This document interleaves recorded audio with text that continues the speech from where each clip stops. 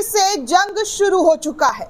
Iran ने इस बार America के साथ जंग शुरू किया है और वो भी पानी के अंदर। दरअसल दोस्तों, अमेरिका ने जो हिमाकत ईरान के अंदर, ईरान के पानी के अंदर घुसने की उसके बाद फिर क्या था, एक नए हमले, एक नई लड़ाई यहाँ पर देखने सुनने को मिली। दरअसल दोस्तों, इस वक्त की बड़ी जानकारी निकलकर यही सामने आ रही है कि ईरान और अमेरिका अब पानी पर भिड़ता हुआ दिखाई दे रहा है।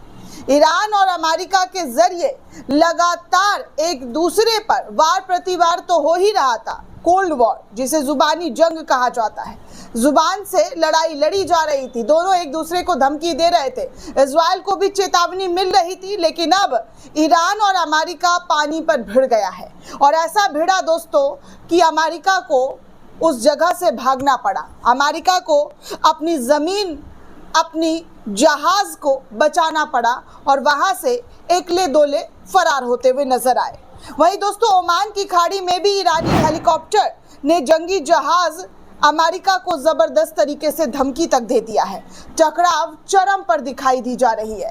दरअसल नवभारत टाइम्स यानी कि टाइम्स ऑफ इंडिया के हवाले से खबर निकलकर सामने आई है कि ईरान और अमेरिका अब पानी पर भिड़ता हुआ दिखाई दे रहा है। ओमान की खाड़ी में ईरानी हेलीकॉप्टर ने अमेरिकी जंगी जहाज को धमकाया और टकराव की स्थिति भी बनी। हालांकि अमेरिका उस जगह से भाग निकला। दोस्तों, अमेरिका के बीते महीने ईरान के न्यूक्लियर ठिकाने पर बंकर बस्टर बमों से हमला किया गया था। उसके बाद दोनों देशों में तनातनी चल रही है। अब दोनों मुल्कों में नया तनाव ओमान की खाड़ी में हुआ है। ओमान की खाड़ी में अमेरिका युद्धपोत और ईरानी हेलीकॉप्टर के बीच टकराव हुआ है। एक ईरानी नौसैनिक हेलीकॉप्टर ने बड़े अमेरिकी विध्वंस को खदेड़ने की कोशिश की है, जिससे टकराव की स्थिति इस कदर पैदा हो गई कि इस टकराव का वीडियो भी सामने आया है। मैं आपको वो वीडियो भी दिखाना चाहूँगी कि कैसे पानी के अंदर जो है पानी वाले जहाज, नौसेना और ईरानी नौसेना के बीच ज़बरदस्त तरीके का टकराव देखने सुनने को मिला है। आप इस वीडियो में साफ तौर पर देख सकते हैं। यूएस फिट्जगेराल्ड बुधवार की सुबह ओमान की खाड़ी से गुजर रहा था। इस पर ईरानी हेलीकॉप्टर ने उसे अपने जल क्षेत्र में आने पर चेताया, क्योंकि अमेरिका ईरान के जल क्षेत्र में आ रहा था। इसको लेकर ईरान फौरन चौकन्ना हुआ और अमेरिका को चेताना शुरू कर दिया।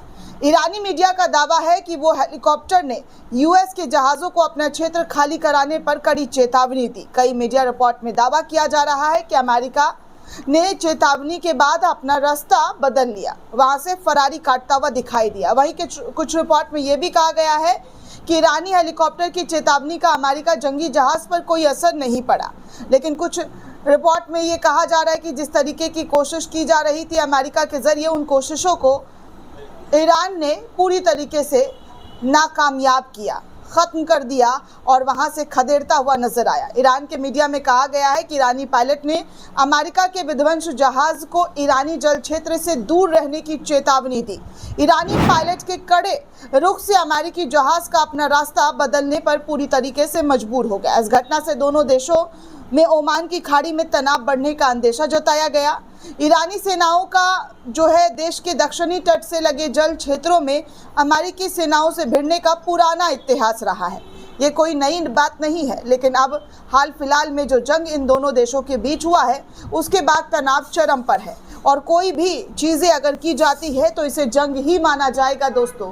अगर थोड़ा सा भी खटपट या थोड़ा सा भी हिमाकत करने की कोशिश की जाएगी तो सीधे तौर पर यहाँ पर जंग रखा हुआ है। और वही कल देखने सुनने को ओमान की खाड़ी में मिला, जहां पर ईरान के जरिए अमेरिका को पूरी तरीके से धमकाया गया। ओमान की खाड़ी में ये घटना अमेरिका और ईरान के बीच बढ़ते तनाव का एक बार फिर से जो है तमाम जानकारी सामने लाकर रख रहा है कि कितना और किस हद तक ये दोनों देश एक दूसरे से टकराव करने में लगे हुए हैं।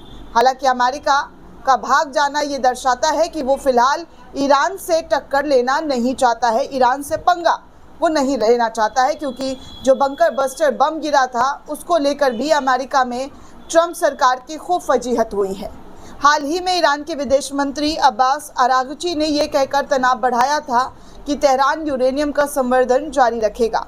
इस पर अमेरिका के राष्ट्रपति ट्रंप ने कहा था कि अगर ज़रूरत पड़ी तो ईरान पर हम फिर से हमला कर सकते हैं। लेकिन आप देख सकते हैं कि हमला करने की जो कोशिश की जा रही है वो कोशिश किस तरीके की है और कैसी है। अमेरिका और ईरान के बीच तनातनी कई वर्षों से चल रही है। इसी वजह से ईरान का परमाणु कार्यक्रम रुका हुआ है। अमेरिका का कहना है कि ईरान परमाणु बम बना रहा है, जबकि तेहरान इससे इनकार करता है। ईरान के परमाणु कार्यक्रम को ख़त्म करने की बात करते हुए बीते महीने इजराइल ने ईरान पर भीषण हमले किए।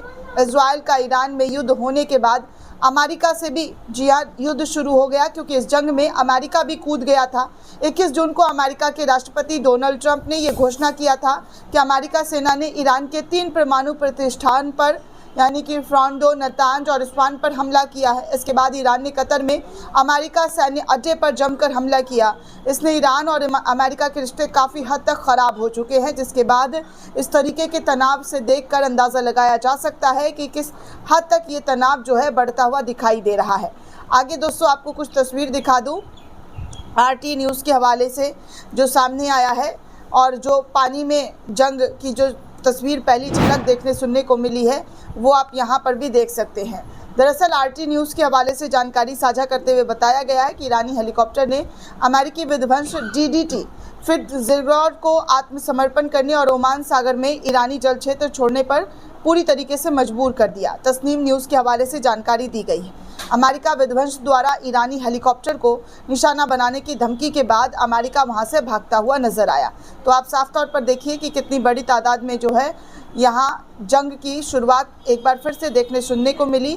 हालांकि अमेरिका के जाने से जंग जो है बड़े लेवल का यहाँ पर देखने सुनने को नहीं मिला, लेकिन तनाव चरम पर ज़रूर पहुँच गया था, क्योंकि यहाँ अमेरिका ईरान के जल क्षेत्र में घुसने की कोशिश में लगा हुआ था, जिसके बाद तेहरान के ज़रिए ईरान के ज़रिए कड़ी चेतावनी दी, उसे वार्निंग दिया गया, हेलीकॉप्टर से धमकाया गया।